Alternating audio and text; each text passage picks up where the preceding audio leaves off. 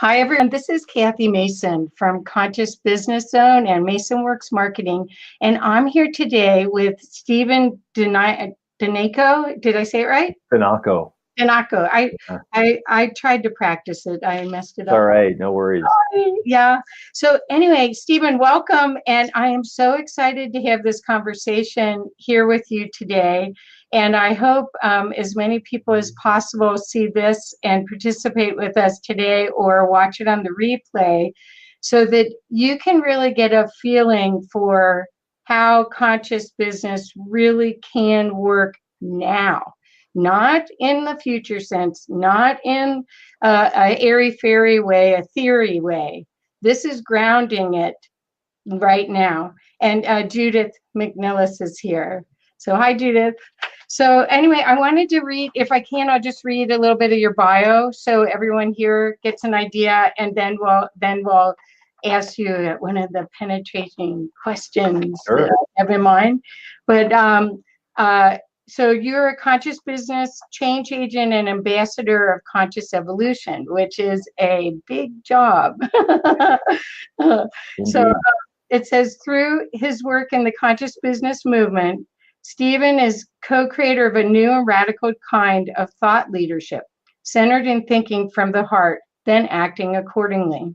Stephan believes business is inherently personal because it takes people to operate and support business. Conscious business then is courageously heart-centered and contributes to the evolution and flourishing of humanity. That's exactly where I am too. Thank you so much. So tell us a little bit about what you see going on in the conscious business movement and how you got involved in it, Stephan. Sure. Yeah. So thank you for that, and thank you for having me. Oh, yeah. Thanks for doing this. I want to learn from you. Yeah, I appreciate that. Yeah. So my involvement in conscious business, I actually felt that I was a conscious business person before I had the words for it. Right. And just really briefly, my professional background is about 30 plus years, mainly in corporate America, typical corporate settings. And I was an entrepreneur as well in the middle of that. And what I realized, I had a really just powerful leadership experience at one particular company. And this was a thread throughout, but there's just this one particular experience where I came into a group at a bank that was suffering from very poor morale. Oh. And had been for literally like 2 years. So there's sort of a management cleanup, and me and one other managing director came in, and my intuitive feel was that I didn't really have to reinvent the way people did their work. It was really about being present to them and just recognizing them as skilled, talented, lovely, beautiful, powerful people who just needed a leadership presence. Wow. And if I did that and got out of the way, the transformation would happen. And that's exactly what happened. So within 6 months, the whole morale of the team turned around, and it became a very high performing unit in the bank. And it's so deceptively simple that if we can give ourselves credit for just being present, to creating space for people to express themselves, and to be able to share what they're going through, what they're feeling, and just to know that somebody cares. It will take you so far. Right. I mean, it's amazing how people will show up if you can just provide that to them. Yes. So I was a conscious professional for a long, long time, even before I had the words for it. And so that was a lot of my professional experience was based in my intuitive feel about leadership. And I also have a technical background, so I understand how things work, and was able to bring that doing aspect of my nature into the work in my leadership as well. I also have a parallel path in the ministry. Oh. I worked as, or I served as a lay minister in the Unity Church. Going back to when I first found Unity around the year 2000 or so. and had some very significant pastoral experiences as a chaplain, not only just in the Unity Church, but I interned as a hospital chaplain at Rush University Medical Center in Chicago. I was discerning whether ultimately my path was supposed to take me into professional chaplaincy, or am I supposed to stay in the corporate world and try to implement these principles of conscious business. So I had 2 feet, one in each world, the corporate world and then the ministry world. And long story short, I came upon what was called the Conscious Business Initiative about 3-4 years ago through Humanities Team. Right. And the Conscious Business Initiative, which is now called the Conscious Business Enterprise Program, is based on the 7 principles of the Conscious Business Declaration. So if so I have a card with it here, but consciousbusinessdeclaration.org is where you can find these. Okay. And when I got referred to that program, I had this aha moment where I realized, well, I don't need to leave my business experience behind in order to serve. Perfect. And it really came to me that, and the declaration provided me with the language of being a conscious business person who could be a servant leader, which I had been doing anyway, but it gave me the language and a context and a container for it. So I was immediately drawn into the whole movement of conscious business. And now, I work with Humanities Team to deliver that program. Yeah, I want to hear more about that program, but I want to share my background is somewhat similar, where I ran the Change Enablement Group for Arthur Andersen out of Denver, and it was Region 6, so it's Denver, Houston, and Dallas was our territory. I was right below partner, and so I had 80 people below me. And we were doing mergers and acquisitions, which is about culture, which is high fear, high stress cultures. And I wasn't as brave as you. I felt, when I hear you talk about this, I'm just wondering what I could have done differently, because I was in the cogs of the wheel. And although I'm highly sensitive and I was aware of people and I tried to nurture them, I did not try to change the system. I tried to fit in, which I was struggling to fit into it. So I really give you kudos that you took on the heroic challenge of this, because the culture is based on fear. It is not based on love. And so I just really appreciate the fact that you saw that early on and that you're continuing with it. So thank you so much. Oh, I appreciate that. Yeah, and I certainly had my moments as well of being part of the system and trying to fit in it, and pretending that I could fit in it. And those were really profound lessons, because I know you know this, but when you try to be someone you're not, it doesn't feel right, and often it even backfires. Right. And in my earlier experience in business, when I tried to be what I thought people were supposed to be like, I learned really quickly that wasn't going to work. Right. Well, you can't maintain it because it's a costume. It's a character you're playing, rather than being your authentic self. And everything you teach is about being authentically you, appreciating and coming from the heart, self-love, loving, creating love as a method of communication, which and that's what the other thing when you said that business is inherently personal, I can't agree with you more. I don't think people do business with a company. They do a business with the person they relate to at the company. Yep. So it's always about relationship. Absolutely. And women do buy, they tend to purchase from recommendations of their friends, and they buy by those relationships. Yeah. And women are the 80% of the consumers for household goods and items. So it's a good business move to help your customer service people or anyone interacting with people on the front line in a personal way, to have them clear their stuff before they interact. Yeah. Because and have you ever read the book Conscious Business, that it talks about cafe gratitude? Is that the Raj Sisodia book? Yeah. Yeah. I have, yeah. Well, Cafe Gratitude, they actually put as a line item on their financial statement that they fund for their managers to spend extra time with every single one of the employees and actually mentor them every morning before they go out and work with anyone else. Sure. And it's caused exponential growth. So we know that but it takes a culture to create that. Yeah, of course it does. And so I've been to Cafe Gratitude. Me too. When I've been out in the West Coast, and it's a beautiful place. I highly recommend it as a place to patronize that does conscious business.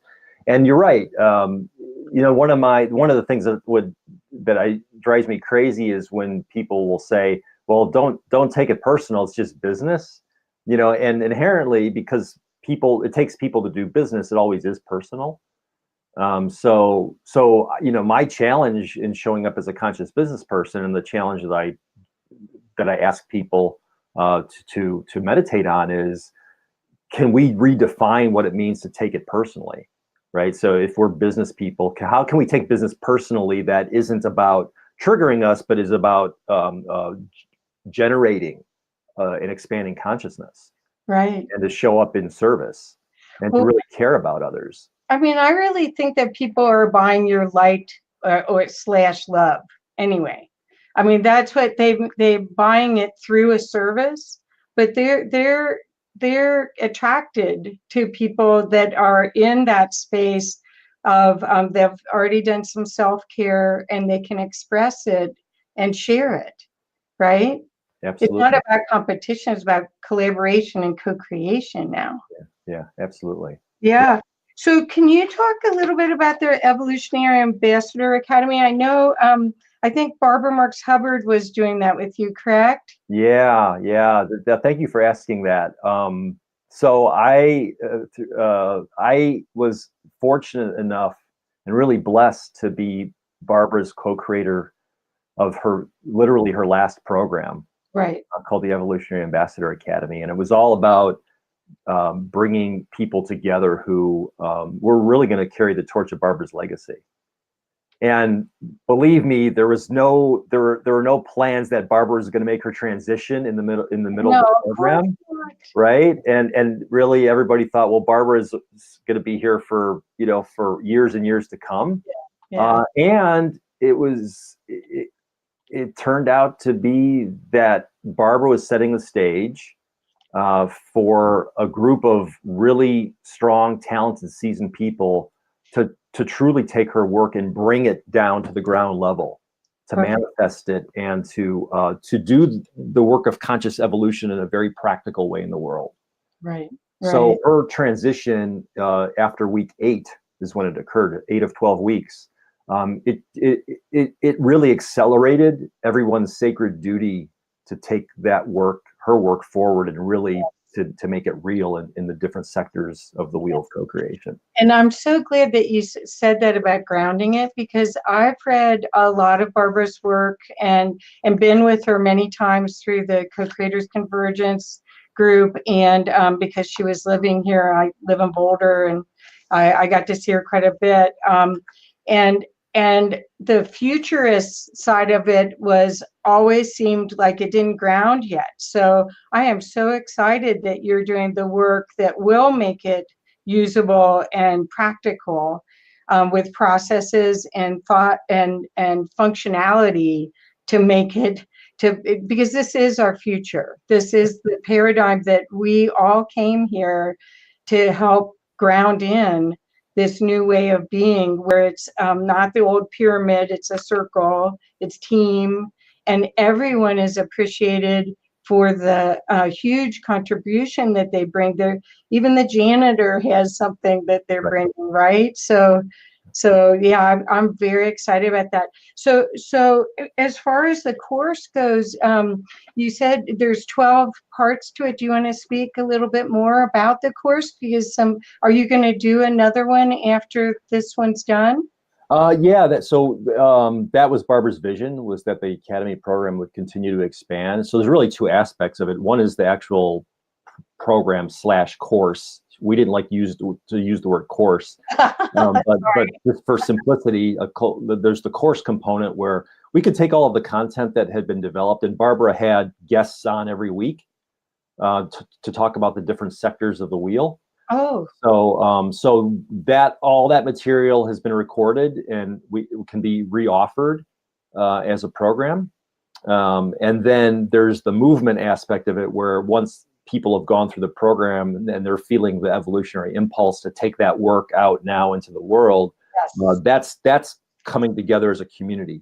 Oh, that sounds fantastic. Yeah, a mutually supportive community. So the way that I see it right now is that that the Academy will continue to expand in some way through the offering of the recorded content, and then if people are seeking that greater community in which and by which to be supported, that we can link them with the alumni. I see. Yeah. Okay. Okay. And then, so I just want you to know, Judith put in, thank you, Judith, put in consciousbusinessdeclaration.org into the comments so people can find that. And then Bob and Noel are here, and they wrote the Co-Creators Convergence was started and is maintained by Barbara's students, and all are welcome. Yeah, beautiful. So they want it. Yeah. I'm a big fan of Co-Creators Convergence too. So how do you see this spreading? Because it really is. I mean, when I helped with Humanities Team's marketing plan back, gosh, I don't know how many years ago, 8 years ago, I guess, maybe 7, 8 years ago. It was grassroots. And then part of the plan was to bring in this conscious business, because business leaders touch at least 100 people. Yeah. And they have influence. And they also have the wherewithal to visibly do something rather than just put lip service. Right. And so I'm wondering how you see this spreading, because it could be grassroots, or it could be membership. It could be directories where people only buy from conscious businesses, where there's a conscious investment by the consumer to support these companies like Patagonia. And, some of these companies are already doing it. How do you see it spreading? Yeah, the conscious business movement. Well, one, I'll say that the Evolutionary Ambassador Academy is very much connected to, in of itself as a conscious business. So it's so that, as we know, everything's related.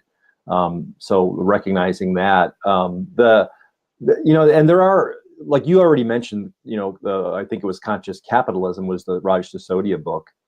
So the concept of expanding consciousness in the business realm is out there, not only through the Conscious Business Declaration, but these other different waves of conscious business, like conscious capitalism and like B Corps.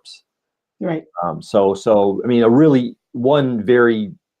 in my estimation, one really practical, real way for us to support conscious business globally as an idea is to look for B corporations that you can support. Right. Okay. So for instance, like I stopped buying, like a really simple example, I stopped buying plastic toothbrushes, and now I'm buying my toothbrushes that are, bamboo, right, through a company, a B Corp that makes those, and I'm like, so when I go shopping now, I'm really conscious about looking for the B Corp label. It's essentially a B in a circle. Right. So in a corporation that's been certified by that entity, is committing itself to not only bottom line profit, but also environmental responsibility and social responsibility. Wonderful. So when you support a B Corp, you're supporting a triple bottom line. And that's something you can do as a consumer right now. Right.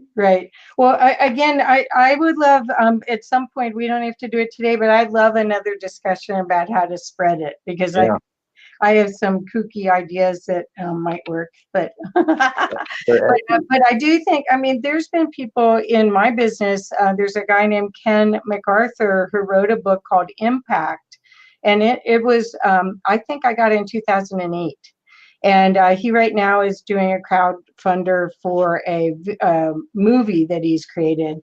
But his book was all about how do you have impact so you can change the world. Yeah. So, I mean, there's people out there that have pieces of this puzzle that if we could all mesh them together, it could really increase the speed of it all landing, that I'm excited about. Judith wrote in here, programs.humanitiesteam.org. Is that the link to find out more about Conscious Business, your program? Yeah, so there's actually, there's another link as well, which is just simply cbenterprise. Okay. .com, which actually is a link to the Conscious Business Enterprise program page. Okay, so I'll put that in the comments. Yeah. Okay, when we're done, because if I do that now, I get kicked out of here. Gotcha. So I'm not going to do it right now. Okay, so the next thing I wanted to ask you about is, because I there's so much we could talk about. I just love what you're doing. Thank you. Is your book, The SelfAware Lover. Yeah. Okay, so and that is part of your coaching model and your offerings and products and services that you have. Right. So could you talk about your book? I haven't gotten to read it yet. So it's called The SelfAware Lover. Yeah. The premise is, and my motivation or inspiration behind writing it is that that humanity has come to the point where it's time for us to love radically. Is really the premise, and to fully embrace all aspects of what it means to love. Because in our Western culture, so much we equate love with romantic love only. Right. And in our full expressive selves, in all aspects of life, whether it's work, relationship, the world, even with ourselves, just being present to ourselves, I feel like we're at the point of human evolution where it's time to really make love our priority in everything that we do. And just imagine, if we can do that, just how many problems will vaporize.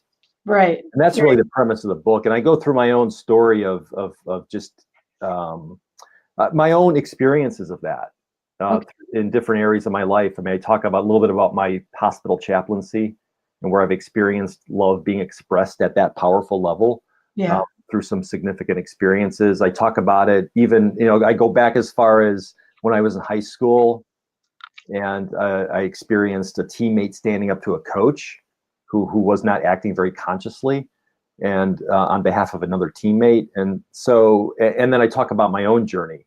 Like I've got my own struggles, just of like feeling really alone and wondering if I could survive that, and how I found community and just being open to the love that was being expressed, that taught me it was okay to not only love myself, but then be loving towards others. And again, this is in a universal way, not just the romantic way. Right. And that's always the fear, is that there's so many obstacles in corporate America to using those words, because they assume the romantic side. They automatically go to that instead of what about operating procedure is, am I in my heart? Right. And work from there. But what do you think about the heart, the heart that's in the front and the back, the back chakra? Because that seems to be the next level up. Is you can have your heart open and beam out love from your heart and from your word, from your voice, and from your heart. But the back chakra, when you open that, the higher heart chakra, wow. Yeah. So do some of your processes work with that? I did. So I had a workshop around the book that I did, which really was getting people in touch with like a very profoundly loving moment in their life, Oh, and connecting with the energy of that. So which to your point is about like the back of the heart as well as the front, because I mean, because and the book is actually made up of many like little sayings or maxims on love that sort of that were downloads to me. great. And one of them is that, in love, we must give and receive. Because if it's all about our giving, we're going to deplete ourselves. Right. And I equate it to one hand clapping, right? If we're just giving, it's almost pointless. So you really need the other hand to receive. Right.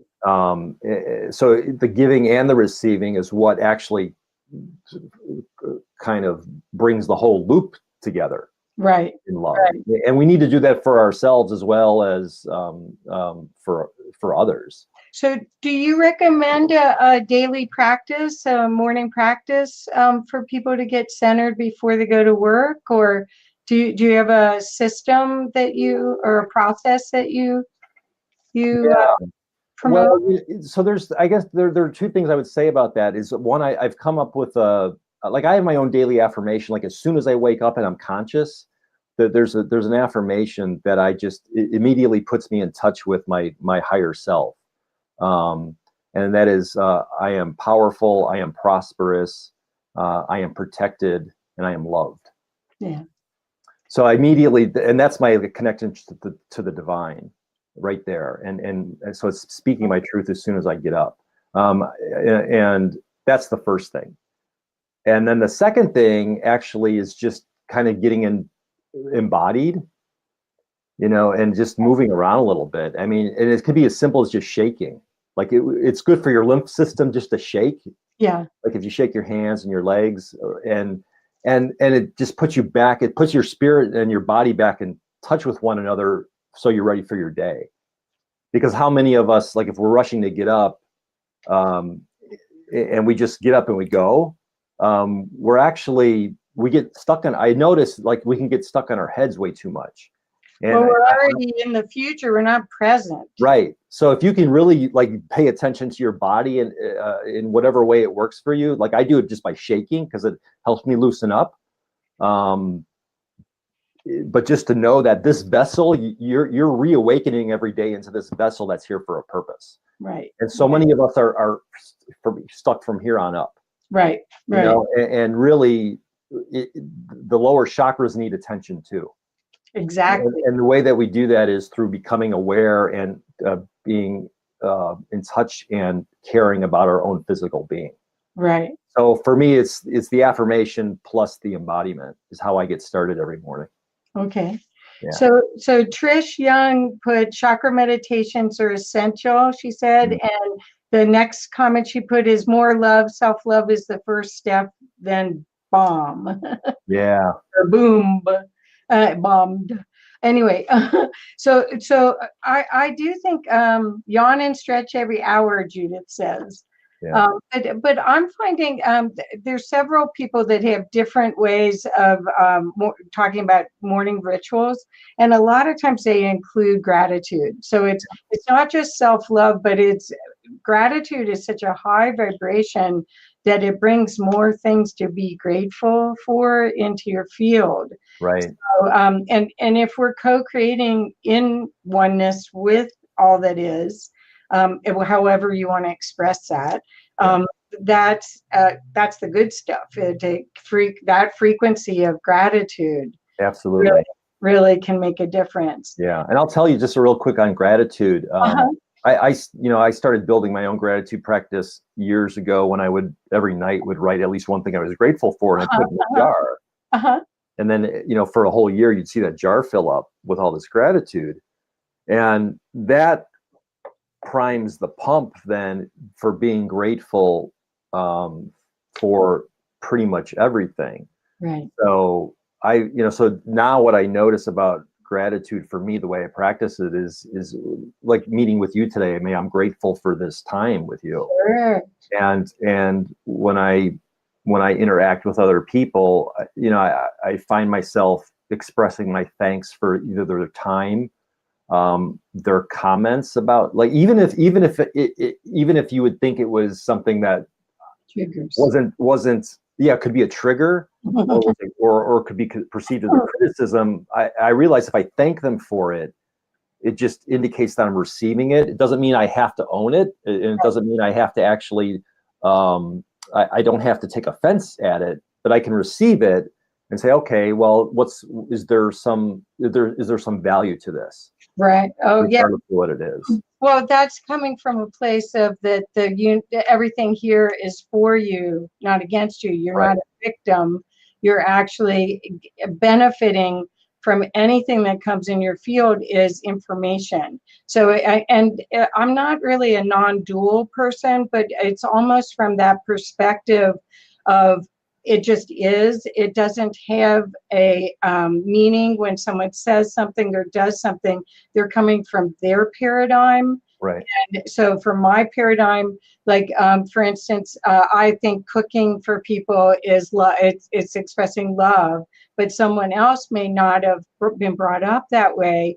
And they may think that that's not expressing love at all. That's servitude or victimization. Yeah. And so their perspective, they would judge me possibly for what I would consider was my gift. Yeah. Right. So, I mean, so much of this it's so fascinating to see everyone's expression and how they use it, and then not have judgment about it, but learn from it. Right. Absolutely. So we've got Sandra Winsley's here, and Kiri Kirinder Singh is here. So thank you guys for coming, and please ask questions if you have any. It makes it really fun.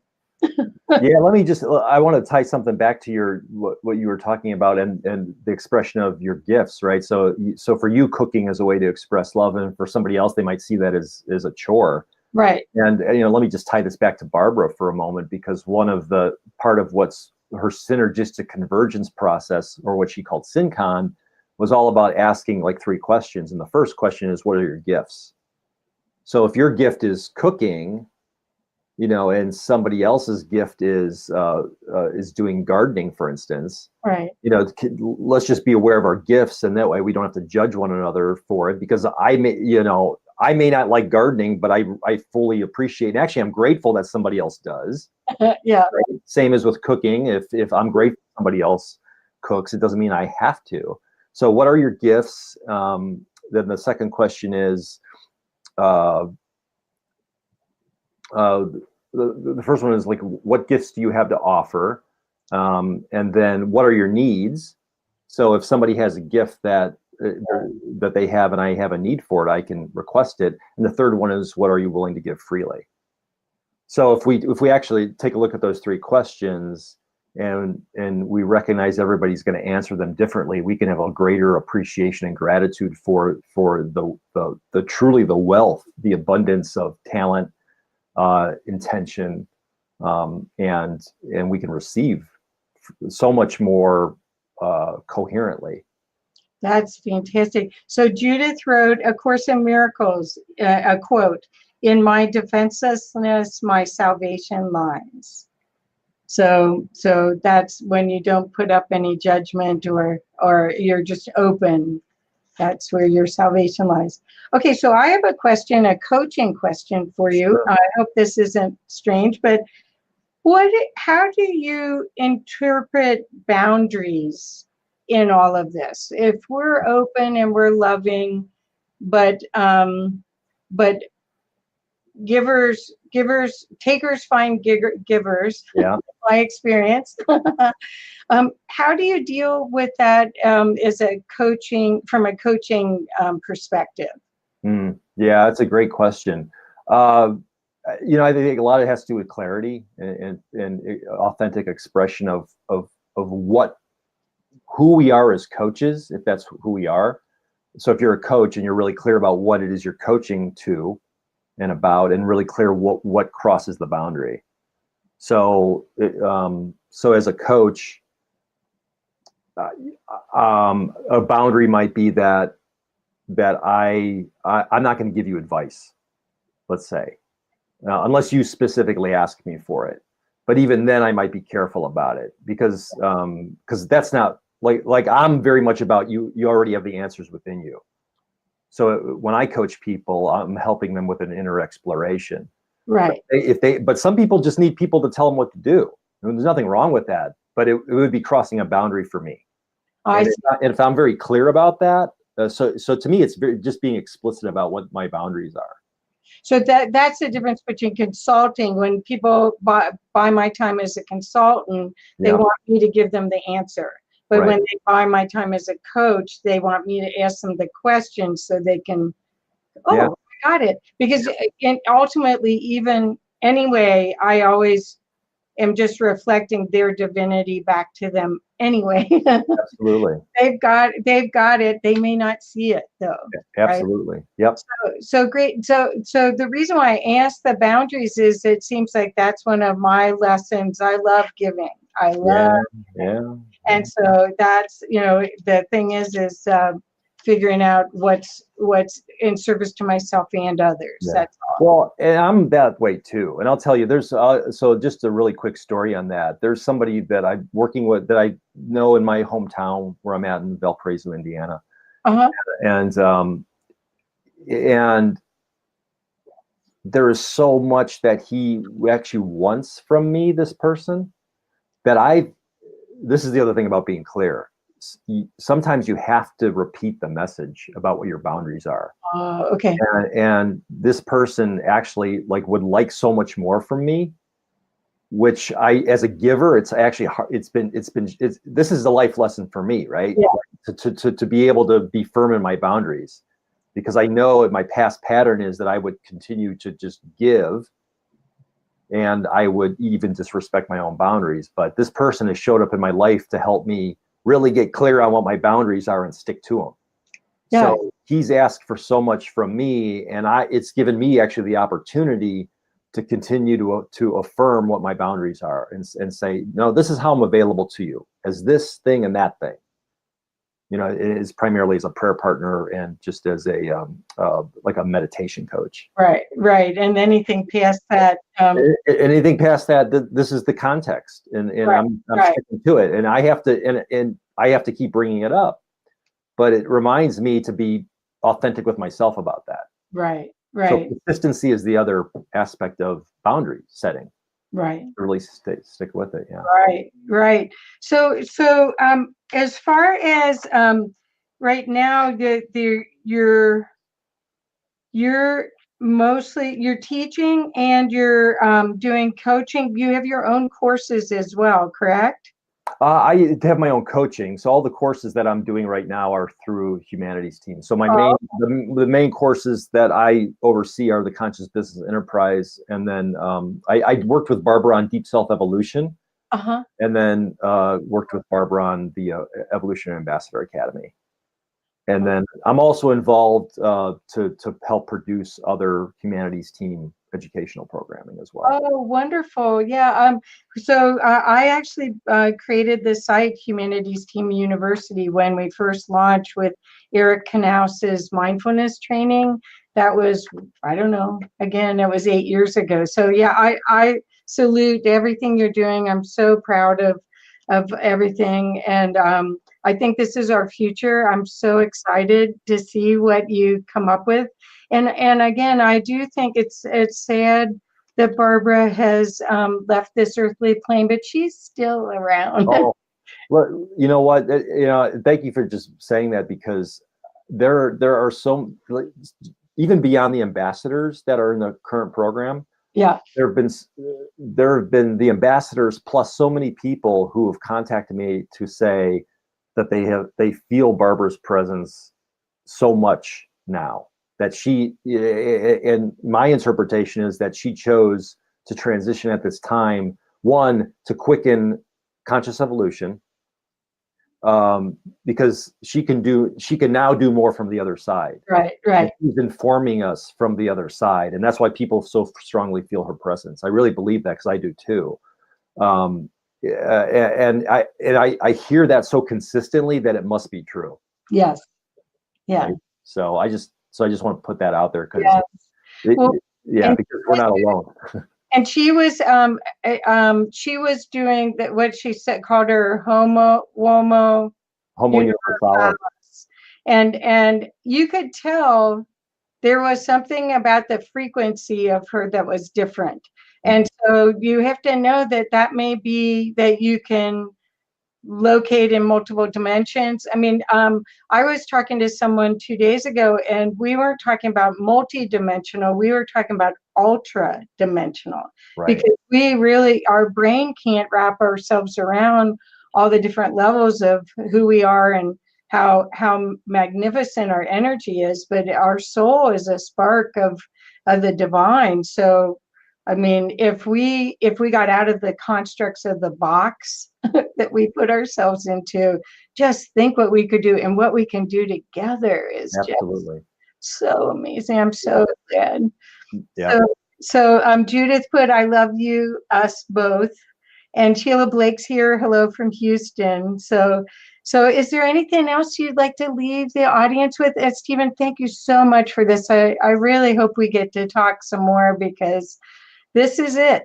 This is what we came here for. Yeah, no, for sure. Anytime, I'm happy to connect and be with you and your audience at any time. So don't hesitate to reach out.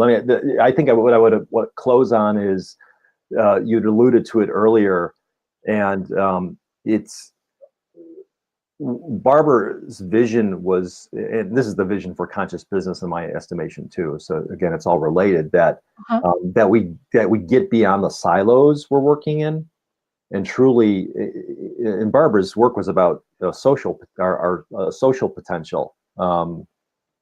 So to live that now, and wherever we've got hubs of activity. Oh no. Oh, there you are. What happened? I don't know. There's a little blip there. Could be Barbara. Could be Barbara. Yeah, I know. But that we seek to synergize, and the Academy was very much about being very intentional about making the connections to others. So where there may have been disparate groups or people kind of working in their silos, part of what I sense my call is now is to help to solidify the synergies. And I see also this servant leadership part so important, and I hope you develop that to the next level. Yeah. Because there again, the more work that we can put down that is a process and creates an experience, so people ground it, because once they have the experience, they can never go back to that old vision of their life. Exactly. But if there's some way that you can ground that, because the servant leadership is, I think, really part of the key aspect of all of this. You'll see people go, oh, my team, my this, my that, and it's really, are they serving them? Right. Or are they just utilizing them? So right. Are they contractors in your production? Yeah. So servant leadership's a big part of this. Yeah, absolutely. Yep, for sure. And I completely agree. And actually, it's all so much more fulfilling as a leader when you can make that leap. That jump from leadership isn't just about bossing people around, but it's really about service. And once you realize that and you actually do it, you'll realize how much more powerful you are, because you're actually engaging others. You're not in it by yourself, and that service is so inspiring.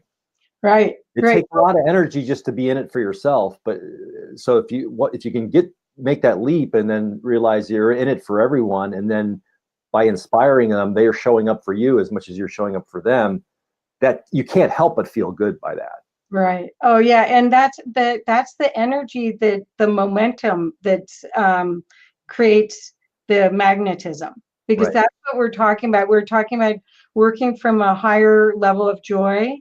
And I think Barbara called it vocational arousal, which was like, whoa. Yeah. but that I think I work from that. I mean, I really sit and think about how much I love my customers. I mean, even though I would love to also spend a lot of time working on my stuff, which I mentioned to you earlier, but I get a lot of joy watching these people come into their being, really landing themselves and becoming visible. It's Absolutely. so cool. Yeah, and then Barbara would call it joining genius. Like you see the genius in somebody else, and you feel inspired to help. You recognize it in them, and then help encourage them to bring it out. Right, right, And that's that's the sacred work right, right there. right. But Yeah. that's the servant leader. Yeah. Me, I mean, the person that that's their priority. That their priority is because the current business model is based on fear. And it's based on manipulation. So you do this or else kind of thing, or you're always under the gun that, oh, is it good enough? Am I good enough? Yeah. Versus this other perspective of you're a piece of the divine, and I'm so glad you're in my field, and what can we co-create together? That's a whole different story, right? Absolutely. Yeah. Yeah. For sure. Yeah, so everyone, I'm gonna put Stephan's website up again, and we'll have some links in the comments and in the information. Please pass this around if you feel that other people could benefit from this. I think it's quite remarkable, and Stephan is going to land a lot of the divine wisdom that Barbara had. And she wrote multiple books. She had journals that looked like the Encyclopedia Britannica that she had done for years and years and years. And there's essences of beautiful futurist philosophy and theory in it. And now it's time to land it.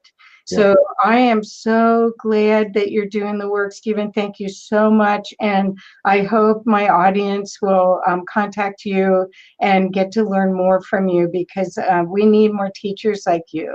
Thank you so much. Well, thank you for recognizing that. I really deeply appreciate it. And I'm just grateful to be here today, and look forward to talking to you again. Yeah, great. Okay. Well, everyone, we're going to sign off. Thank you. And please share the good stuff. There's a lot of bad stuff out there. Please share the good stuff. Thank you all. Bye-bye. Thanks.